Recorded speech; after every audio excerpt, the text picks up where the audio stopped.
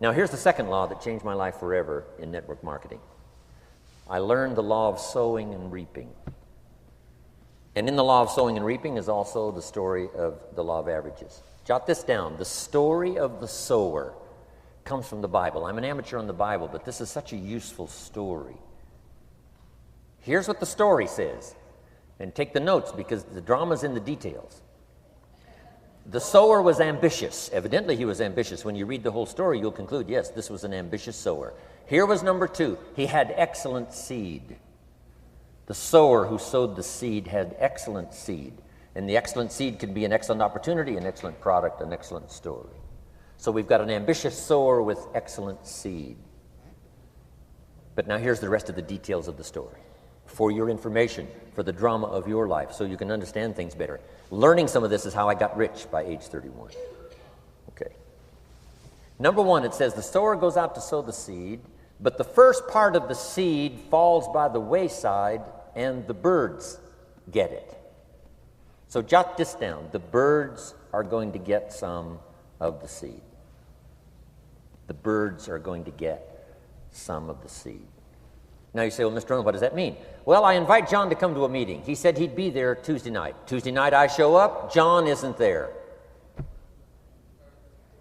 I say, John, I wonder why John didn't make it. Now I know the answer. The birds. The birds. John had this great idea of coming to the meeting to look at an opportunity, and somebody stole it and said, you're not going to go see network marketing. And he says, well, maybe not. So have you jotted that down now? The birds are going to get some. Now, when the birds get some, you've got 2 options. Number 1 is to chase birds. And say, well, let me get a hold of the person that talked him out of coming to the meeting. I'll tear him a new page. But I wouldn't do this.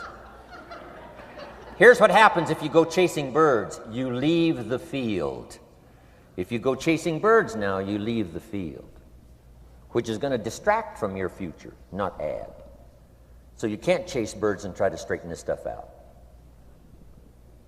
Here's what it is. It's just one of those things. And here's the best comment when things are a little disappointing. Isn't that interesting? You just have to say, I thought sure he would be there. He promised me. He promised me. But I know it was the birds. And you just have to say, isn't that interesting?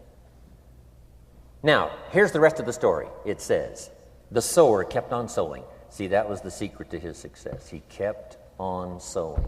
And if you keep sowing, you can sow more than the birds can get because there aren't enough birds.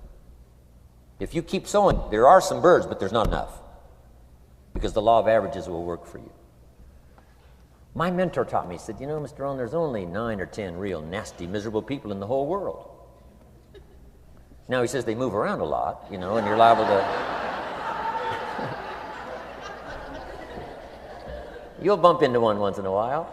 But when you bump into one, you say, there's only 9 more like you. I can handle that in the whole world. Okay.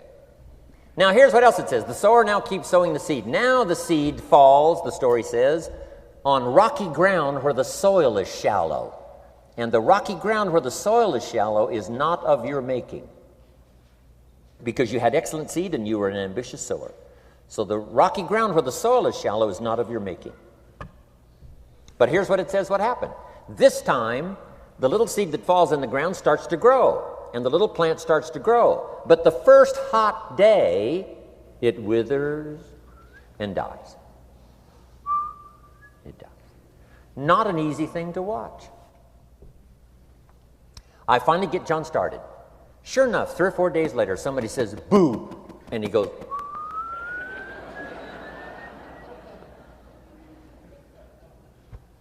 he's gone. Doesn't show up at the second meeting. And I say, I thought sure John would last a week. What happened? Jot this down. The hot weather is going to get some. And this is not of your making. Here's what you must say when that happens. Isn't that interesting? Wow. What can you do? The answer is nothing. You say, well, I'm going to try to change this. I wouldn't take that class. You know, the sun comes up in the east. Somebody says, why is that? I wouldn't spend much time on that. Just let that happen. Don't go for this why stuff. I'm giving you the answers here. The answers is in the structure and the consequences and in the deal. The answer is in the deal. Anything beyond that is not worth study. You say, well, how come some just last a little while? I wouldn't sign up for that class. Here's the answer. Some don't stay. You just have to jot that down. And when some leaves, you say, that's one of those that don't stay. Now you know what category to put them in. And you can't solve this now. You can't. It's like rearranging the seasons. You can't fool with that. All you can do is cooperate with the way things are set up. I didn't set it up. You say, well, it shouldn't be this way. Well, when you get your own planet, you can rearrange this whole deal. But on this planet, you're a guest. You got to take it as it comes. Now, here was the secret to the ambitious sower with good seed. It said he kept on sowing. Now, here's what he had to do to keep on sowing. He had to discipline his disappointment. This is a key phrase now to use the rest of your life. You must learn to discipline your disappointment, because you didn't set up the setup, and some are not going to stay, and that is not of your making. Now, if you made gross errors and you ran them off, see, that'd be different. Now, you're responsible for that. But if it's in the normal course of things, this is the way things are. Now, here's what it says. The sower keeps on sowing. Now it says the seed falls on thorny ground. And somebody says, well, how much of this do you have to go through? Well, hang on. It's not the end of the story now. Now the little seed falls on thorny ground, and now the little plant starts to grow again. But as the little plant starts to grow, the thorns choke it to death, and it dies. So jot this down. The thorns are going to get some. And that's not of your making. And what are these thorns? The story even called these little thorns, little cares, little distractions, little somethings. Who knows what all they are? I say, John, we had a meeting last night. You weren't here. John says, well, I can't make every meeting. I say, why not? You're part-time. He said, well, the screen door came off the hinges. And you just can't let your house fall apart. You got to take some time and fix things up. And I can hear the thorns going,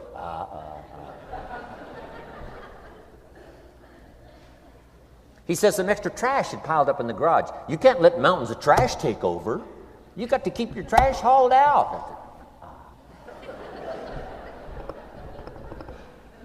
People who let little things cheat them out of big opportunities. People who let little things cheat them out of big opportunities. And you feel almost helpless. What could I do about that? And that's nothing. And you say, well, why is this? I'm asking you not to sign up for that class. Don't sign up for these why is this class. It's just the way it is, like winter following fall and spring following winter. So if you got that, the thorns are going to get some. But now here's the good news. Let's read the rest of the story now quickly. The sower now what?